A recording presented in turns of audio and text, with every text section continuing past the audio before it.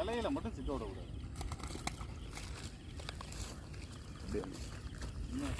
தூக்கும்.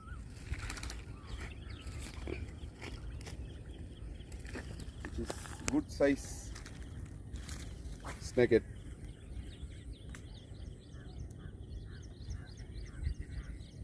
ஒரு 1/2 kg snake head. நாட்டு விராலா? நாட்டு விரால். இதை ப்ராப்பராக எப்படி ஹூக் அன்ஹூக் பண்ணுறதுன்னு பார்ப்போம். லிப் கிரிப்பர் கண்டிப்பாக தேவை.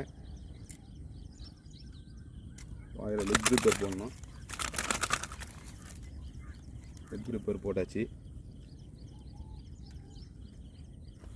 போட்ட அப்புறம்